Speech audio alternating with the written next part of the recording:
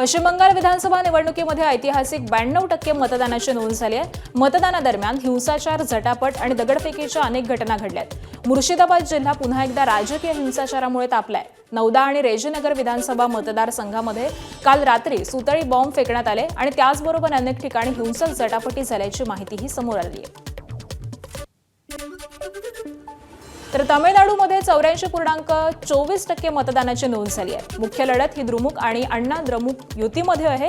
तर अभिनेते राजकारणी विजय यांच्या टीव्हीके पक्ष देखील निवडणुकीच्या रिंगणामध्ये उतरलाय। या निवडणुकीमध्ये अनेक दिग्गजांनी मतदानाचा हक्क बजावलाय। मुख्यमंत्री एम.के. स्टॅलिन, अभिनेते आणि नेते विजय, काँग्रेसचे ज्येष्ठ नेते पी. चिदंबरम, ज्येष्ठ अभिनेते रजनीकांत, कमल हसन, अभिनेता अजित यांनी देखील मतदान केलंय। तामिळनाडूच्या जनतेचा कौल कुणाला हे येत्या 4 मेला कळेल।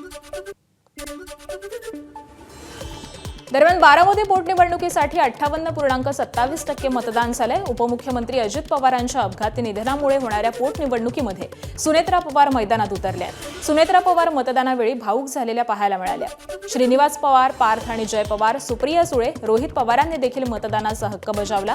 बारामतीच्या मतदानाचं वैशिष्ट्य म्हणजे प्रकृतीच्या कारणास्तव पहिल्यांदाच शरद पवार हे मतदानाला जाऊ शकले नाहीत। मात्र पवारांनी बारामतीकरांना मतदान करण्याचं आणि सुनेत्रा पवारांनाच पाठिंबा देण्याचं आवाहन केलं होतं।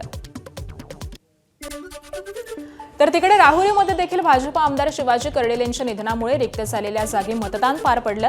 56% मतदानाची नोंद झाली आहे। शिवाजी कर्डिलेंचे पुत्र अक्षय कर्डिलेंना भाजपनं रिंगणात उतरवलंय।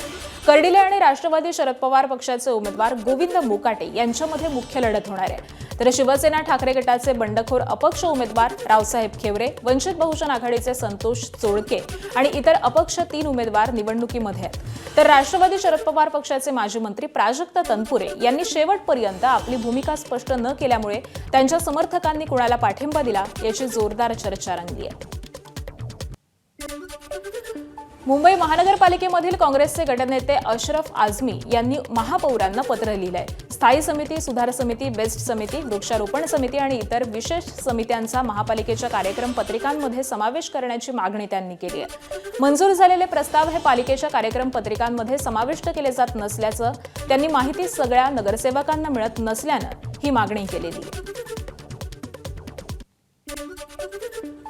गोंदिया जिल्ह्यामध्ये वन्य प्राण्यांकडून होणाऱ्या पीक नुकसानीसह अन्य तक्रारींचा पाढा नागरिकांनी थेट प्रधान मुख्य वन संरक्षकांकडे वाचलाय। तर वारंवार सूचना देऊन सुधारणा न झाल्यामुळे, वरिष्ठांचे आदेश न पाळल्यामुळे आणि शासकीय कामामध्ये अनियमितता केल्याचा ठपका ठेवत गोंदियाचे वन परिक्षेत्र अधिकारी दिलीप कौशिक यांना निलंबित करण्यात आलंय।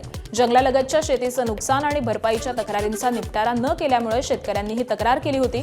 कारण दाखवा नोटिशीनंतर देखील समाधानकारक खुलासा न दिल्यामुळे महाराष्ट्र शासनाच्या प्रधान मुख्य वन संरक्षक कार्यालयानं हे निलंबनाचे आदेश दिलेले आहेत। तर या कारवाईमुळे जिल्ह्यातील वन अधिकाऱ्यांमध्ये खळबळ उडाली आहे।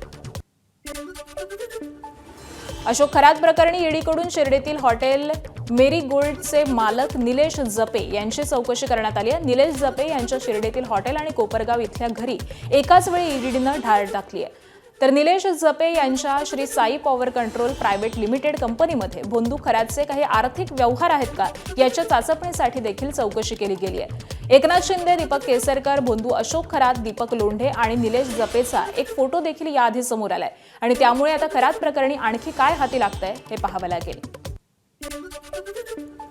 समता पतसंस्थेच्या संस्थापकाला भोंदू खरात प्रकरण हे भोवलंय। काका कोयटे यांनी राज्य पतसंस्था फेडरेशनच्या अध्यक्षपदाचा राजीनामा दिलाय। 2015च्या पूर्वीपासून काका कोयटे फेडरेशनचे अध्यक्ष आहेत। राज्यामधील 15,000 पतसंस्था फेडरेशनच्या सदस्य आहेत। तर 6,000 सभासद असलेल्या फेडरेशनचे कोयटे अध्यक्ष होते।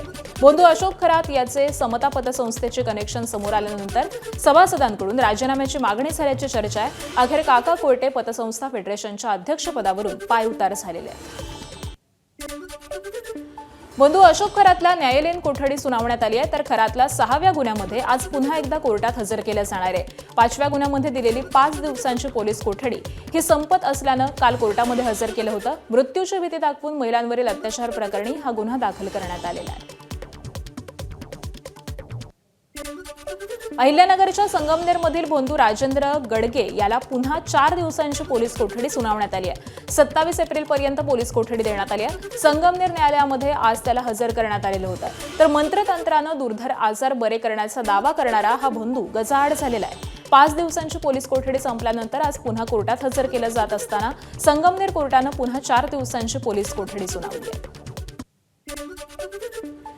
गोरेगाव नेस्को ड्रग्ज पार्टी प्रकरणामध्ये एका महिलेला अटक करण्यात आली आहे. मुख्य आरोपी आयुष साहित्यकडून 933 ड्रग्जच्या गोळ्या हे जप्त करण्यात आल्या, तर जवळपास 15 लाख रुपये किमतीच्या या गोळ्या आहेत, अशी माहिती पोलीस उपायुक्त महेश शिमटे यांनी पत्रकार परिषदेमध्ये दिली आहे. पळ काढणाऱ्या आयुषनं पोलिसांची नाकेबंदी बघून ड्रग्जची 933 स्ट्रिप्स ही रस्त्यावरती फेकून दिलेल्या होत्या. तपासादरम्यान 11 आरोपितांना अटक केलेली आहे आणि सदर गुन्ह्याच्या तपासामध्ये जो सध्या स्थितीमध्ये आपल्याला जो आरोपी आहे आयुष साहित्य याच्याकडनं आपण काल तपासादरम्यान 435 ग्रॅमचे 933 पिल्स इक्स्टासीच्या आपण रिकवर केलेल्या आहेत. सदरच्या ज्या रिकव्हरी आहे त्या रिकव्हरीच्या अनुषंगाने आपण बाकी पुढचा जो तपास आहे तो तपास आपण करत आहोत. अमरावतीत परतवाडा लैंगिक अत्याचार प्रकरणी पोलिसांनी 8 आरोपींपैकी 4 आरोपींची कोठडी संपल्यानं त्यांना अचलपूर न्यायालयामध्ये हजर करण्यात आलं. कोर्टानं 4 पैकी एक आरोपी अहफाज खान याला 27 तारखेपर्यंत पोलीस कोठडी सुनावली आहे, तर मानव सुगंधे, शेख हसन आणि मोहम्मद साजिल यांना 14 दिवसांची न्यायालयीन कोठडी सुनावण्यात आली आहे. न्यायालयाकडे 4 आरोपींना हजर करण्यात आलं होतं. त्यापैकी अहफाज खा मंसूर खा या आरोपीचं पोलीस कस्टडी मागण्यात आली आणि ती न्यायालयाने 27 एप्रिलपर्यंत पोलीस कस्टडी दिली. 3 आरोपी जे आहेत मानव सुगंधे, शेख नावेद व मोहम्मद इम्रान या 3 आरोपींचा न्यायालयीन कोठडी मागण्यात आली. पण न्यायालयाने त्यांना 7 मेपर्यंत पोलीस न्यायालयीन कस्टडीत पाठवली. हिंगोली जिल्ह्यातील चंद्रशेखर कांबळे आणि तेजल खंदारे या नवदाम्पत्यानं 1 महिन्यापूर्वी विवाह नोंदणीसाठी अर्ज केला होता. त्यानुसार त्यांना तारीख देण्यात आली होती. मात्र नोंदणी कार्यालयाच्या दरवाजावरती कुलूप पाहून नवरदेव नवरीच्या चेहऱ्यावरील उत्साह हा मावळला. मागील 2 दिवसांपासून सुरू असलेल्या कर्मचाऱ्यांच्या बेमुदत संपामुळे निबंधक कार्यालय हे बंद असल्यामुळे काल विवाह नोंदणी होऊ शकली नाही. त्यामुळे या नवदाम्पत्यांना उन्हामध्ये तासनतास थांबण्याची वेळ आली आहे. संपामुळे नागरिकांची गैरसोय होत असून प्रशासनानं यावरती तातडीनं तोडगा काढण्याची मागणी नागरिकांकडून केली जाते. वाशिममध्ये महसूल कर्मचाऱ्यांच्या आंदोलनाचा मुद्रांक व्यवसायाला फटका बसलाय. जुनी पेन्शन नव्यानं लागू करण्याच्या मागणीसह इतर मागण्यांसाठी राज्यभरामधील सरकारी कर्मचाऱ्यांनी संप पुकारलाय, तर या संपाचे परिणाम दिसायला सुरुवात झाली आहे. महसूल विभागाचे कर्मचारी गेल्या 3 दिवसांपासून संपावरती गेल्यामुळे विविध सरकारी बँक, शिक्षण कामाकरता लागणारं मुद्रांक हे मिळत नाहीये आणि त्यामुळे नागरिकांना अडचणींचा सामना करावा लागतोय. मुद्रांक मिळत नसल्यामुळे शासकीय कामांसह शैक्षणिक कामांवरती देखील परिणाम झालाय. बीडच्या अंबेजोगाईत परिचारिका सेवा संघ संपामध्ये सहभागी झाल्या, त्यामुळे रुग्णसेवेवरती परिणाम झालाय. स्वामी रामानंद तीर्थ शासकीय रुग्णालयामध्ये गेल्या 3 दिवसांपासून शासकीय कर्मचाऱ्यांचा संप सुरू आहे. आरोग्य सेवा विस्कळीत करणं आमचा उद्देश नाही, मात्र परिचारिकांचे रिक्त पदही तात्काळ भरावीत, पदोन्नती द्यावी. काही परिचारिका 15 वर्षांपेक्षा अधिक काळापासून सेवेत आहेत, त्यांना सेवेमध्ये नियमित करावं. या मागण्यांकडे सरकारनं लक्ष द्यावं, अशी मागणी परिचारिकांनी केली आहे. प्रशासनाने ज्या हिवाळ्याच्या मागण्या आहेत त्या तात्काळ मान्य कराव्यात, कारण 97% परिचारिका या संपामध्ये उतरलेल्या आहेत. तर परिचारिकांचा कुठली रुग्णसेवा विस्कळीत करणे हा उद्देश नाही. आम्हाला लवकरात लवकर रुग्णसेवेमध्ये जायचे आहे. त्याकरिता प्रशासनाने पदाधिकाऱ्यांसोबत जी मीटिंग घेतलेली आहे त्याचे इतिवृत्त लवकरात लवकर द्यावे. जालना जिल्ह्यातील गुंडेवाडीत एक भावनिक आणि अनोखा उपक्रम समोर आलाय. वडिलांचं छत्र हरपल्यानंतर त्यांच्या आठवणी जपण्यासाठी 3 मुलांनी त्यांच्या स्मृतीत भव्य मंदिर उभारलंय. दिवंगत शांतीलाल झोंगे यांनी समाजकार्याच्या माध्यमामधून गाव आणि पंचक्रोशीमध्ये मोठा ठसा उमटवला होता. गोरगरिबांची सेवा करणाऱ्या त्यांच्या विचारांचा वारसा पुढच्या पिढ्यांपर्यंत पोहोचावा या उद्देशामधून हे मंदिर साकारण्यात आलंय. अत्यंत मजबूत दगडी बांधकामामधून उभारलेलं हे मंदिर वडिलांच्या समाजकार्याचा सन्मान असल्याचं मुलांचं म्हणणं आहे. त्याबरोबरच वडिलांच्या प्रेमापोटी उभारलेलं हे मंदिर सध्या जिल्ह्यामध्ये चर्चेचा विषय ठरत आहे. भंडाऱ्यातील शासकीय वैद्यकीय महाविद्यालयामध्ये धक्कादायक वास्तव समोर आलंय. एका गंभीर रुग्णाला नातेवाईकांनी स्ट्रेचरवरून एका वॉर्डमध्ये दुसऱ्या वॉर्डमध्ये हलवल्याचा संतापजनक प्रकार उघडकीस आलाय. तर या घटनेचा व्हिडिओ व्हायरल झालेला असून नागरिकांमधून तीव्र नाराजी व्यक्त होतीये. दरम्यान याबाबत विचारणा केली असता अधिष्ठानांनी मौन बाळगल्यानं प्रश्नचिन्ह उपस्थित होत आहे. राज्यभरातील तापमानामध्ये सध्या लक्षणीय वाढ झाल्याचं पाहायला मिळत आहे. अशामध्ये जळगाव शहरामध्ये तापमानाचा पारा 43 अंशांवरती पोहोचलाय. त्यामुळे नागरिक आता शीतपेयाचा आधार घेताना दिसून येत आहेत. गेल्या 2 ते 3 दिवसांपासून हवामान विभागानं उत्तर महाराष्ट्रामध्ये पावसाचा अंदाज वर्तवलेला होता. मात्र उष्णतेमुळे तापमानाचा पारा हा वाढतच चाललाय. दरम्यान हवामान विभागानं पुढील 4 दिवसांमध्ये अजून तापमान वाढणार असल्याचा अंदाज व्यक्त केलाय. त्यामुळे नागरिकांनी दुपारच्या वेळेमध्ये बाहेर पडू नये असं आवाहन प्रशासनाच्या वतीनं करण्यात येत आहे. वर्धा जिल्ह्यातील शाळांच्या वेळेमध्ये वाढत्या उष्णतेमुळे बदल करण्यात आलाय. विद्यार्थ्यांच्या आरोग्याच्या दृष्टीनं शाळांच्या वेळेमध्ये तात्पुरता बदल करण्याचे आदेश जिल्हा प्रशासनानं जारी केलेत. जिल्ह्यामधील प्राथमिक उच्च माध्यमिक शाळांना सकाळी 7 ते 10 या वेळेमध्येच वर्ग भरावेत अशा सूचना देण्यात आल्या. तर सदर आदेश हे पुढील सूचनेपर्यंत लागू राहणार असून सर्व संबंधितांना त्याची काटेकोर अंमलबजावणी करावी असं आवाहन जिल्हा परिषदेचे मुख्य कार्यकारी अधिकारी पराग सोमण यांनी दिले. वर्ध्यामध्ये वाढत्या उष्णतेचा परिणाम आता आरोग्य व्यवस्थेवरती देखील दिसू लागलाय. उष्णतेची लाट तीव्र होत असल्यानं जिल्हा सामान्य रुग्णालयामध्ये असलेल्या रक्तपेढीवरती परिणाम झालाय. उन्हाळ्यामुळे रक्तदात्यांच्या संख्येमध्ये घट झाली आहे. त्यामुळे रक्तपेढीमधील रक्तसाठा हा मर्यादित झालाय. इतकंच नाही तर शहरामधील सावंगी आणि सेवाग्राम या रुग्णालयामध्ये देखील रक्तपुरवठ्याची स्थिती ही चिंताजनक बनत असल्याची माहिती मिळते. मागील 15 दिवसापासून वाढलेला उन्हाचा पारा व गरमी याच्यामुळे रुग्णांना रक्ताची गरज असणाऱ्या रुग्णांची संख्या दिवसेंदिवस वाढत आहे. परंतु उन्हामुळे सामाजिक संस्थे किंवा स्वयंस्फूर्तीने होणारे रक्तदान याची कमतरता होत आहे. सर्व जनतेला व अदर सोशल ऑर्गनायझेशन यांना विनंती करतो की अधिकाधिक लोकांनी रक्तदानासाठी स्वयंस्फूर्तीने पुढाकार घ्यावा. ठाणे रेल्वे स्टेशन परिसरामधील सॅटिस पुलावरती शिवशाही बसला भीषण आग लागली होती. या आगीमध्ये एका प्रवाशाच्या बॅगेमध्ये 3.5 तोळे सोनं होतं. ती बॅग सुद्धा जळाली. मात्र अग्निशमन दलानं आगीवरती नियंत्रण मिळवल्यानंतर प्रवाशाला त्याचं सोनं परत मिळालंय. दरम्यान शिवशाही बसला आग नक्की कशामुळे लागली याचं कारण स्पष्ट आहे. मात्र चालकाच्या प्रसंगावधानामुळे बसमधील 15 ते 20 प्रवासी हे सुखरूप असल्याची माहिती आहे. चिपळूणमध्ये काल अवकाळी पावसानं जोरदार हजेरी लावली. विजांच्या गडगडाटासह जोरदार वाऱ्यासोबत पाऊस झाल्यामुळे शहरामध्ये गारवा निर्माण झालाय. अचानक आलेल्या पावसामुळे नागरिक आणि व्यापाऱ्यांची चांगलीच तारांबळ उडालेली होती. बाजारपेठेमध्ये काही काळ शुकशुकाट पाहायला मिळाला. रत्नागिरीमधील संगमेश्वर तालुक्यामध्ये विजांच्या कडकडाटासह अवकाळी पावसानं हजेरी लावली आहे. तुरळ इथं मेघगर्जनेसह जोरदार पावसाच्या सरी कोसळल्या. पावसामुळे मुंबई गोवा महामार्गावरची वाहतूक ही काही काळासाठी मंदावलेली होती. हवामान विभागाचा काल कोकणसाठी ऑरेंज अलर्ट होता आणि त्यानुसार दुपारनंतर अवकाळी पावसाच्या सरी कोसळल्यात. अचानक आलेल्या पावसामुळे विद्यार्थ्यांची देखील चांगलीच तारांबळ उडाली. तर आंबा पीक देखील धोक्यात आलंय. दरम्यान पुढचे 2 दिवस कोकणामध्ये अवकाळी पावसाचा अंदाज आहे. बेळगाव शहर आणि परिसरामध्ये काल अवकाळी पावसानं हजेरी लावली आहे. सोसाट्याच्या वाऱ्यासह ढगांचा गडगडाट आणि मुसळधार पावसामुळे जनजीवन हे विस्कळीत झालं. पावसामुळे भाजीपाल्याचं मोठं नुकसान झालंय. तर लग्नसराईच्या पार्श्वभूमीवरती बाजारपेठेमध्ये खरेदीसाठी आलेल्या नागरिकांची देखील तारांबळ उडाली. बेळगाव शहरासह परिसरामध्ये वादळी वाऱ्यासह अवकाळी पावसानं जोरदार हजेरी लावली आहे. गेल्या 2 दिवसांपासून ढगाळ वातावरण असून पाऊस पडत नव्हता आणि त्यामुळे उकाडा हा प्रचंड वाढलेला होता. मात्र काल झालेल्या पावसामुळे उष्णतेनं हैराण झालेल्या नागरिकांना दिलासा मिळालाय. एकीकडे अचानक आलेल्या पावसामुळे बाजारातील भाजीपाल्याचं नुकसान झालंय. तर दुसरीकडे लग्नसराईमुळे बाजारपेठेत आलेल्या ग्राहकांची चांगलीच तारांबळ उडाली. तर विक्रेत्यांना देखील आपलं साहित्य वाचवण्यासाठी मोठी कसरत करावी लागली.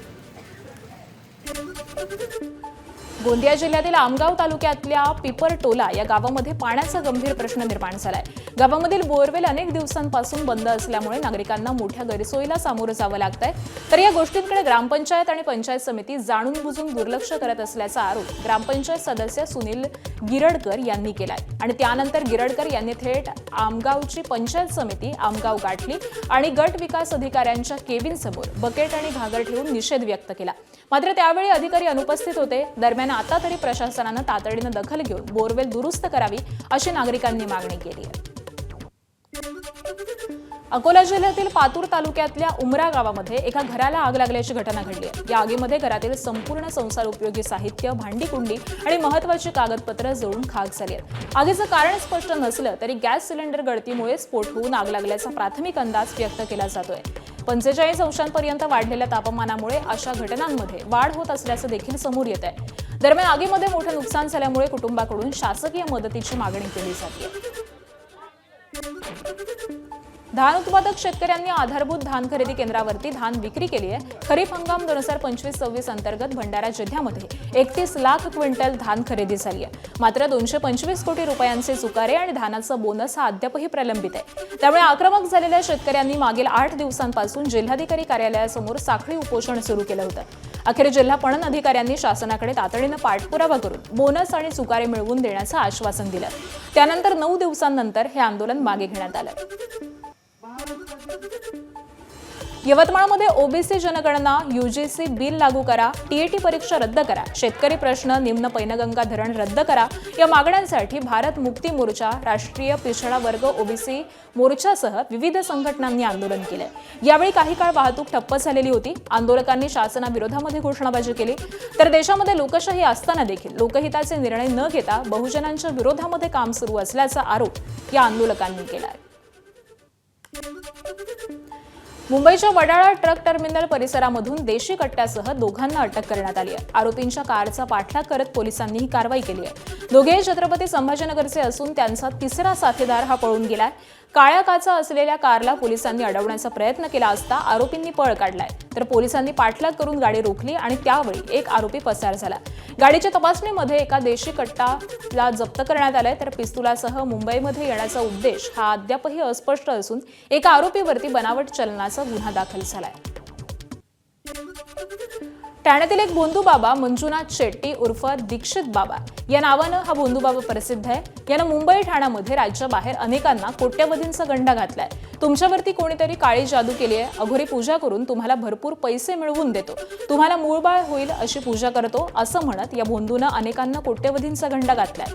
तर हा दीक्षित बाबा लोकांना सहज शिकार बनवायचा। आश्चर्य म्हणजे हा बाबा अघोरी पूजेकरता जे पैसे भक्तांकडून घ्यायचा त्याच पैशामध्ये पूजा करायचा दीक्षित बाबा गोव्याला जायचा आणि तिथे पूजा न करता लुबाडलेले पैसे हा भोंदू बाबा गोव्यातल्या कसिनोमध्ये उडवायचा। या कसिनो बाबाचे काळे कारनामे उघड झालेत आणि त्याला अटक करण्यात आली आहे।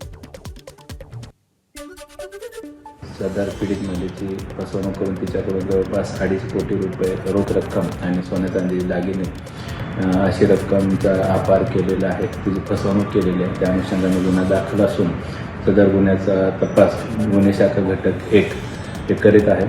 सदर गुन्ह्याच्या तपासामध्ये आरोपी मंजुनाथ शेट्टी उर्फ दीक्षित बाबा यांनी अनेक महिलांची तसेच अनेक पीडितांची फसवणूक केलेली आहे, ज्यामध्ये त्याच्याविरुद्ध मुंबई, पालघर, ठाणे या ठिकाणी विविध कलमाने गुन्हे दाखल आहेत। गुन्ह्याच्या तपासामध्ये आरोपी मंजुनाथ शेट्टी उर्फ दीक्षित बाबा यांनी अपार करून जे पैसे कमवले किंवा जे अपार करून फसवणूक करून जे पैसे कमवले त्या पैशाची विल्हेवाट तो गोवा येथे जाऊन पंचतारांकित हॉटेलमध्ये राहणे, त्याचबरोबर त्या ठिकाणी गोवा येथे जाऊन जुगार खेळणे आणि इतर काही आक्षेपार्ह गोष्टी करणे असं या संपूर्ण तपासामध्ये निष्पन्न झालेलं आहे।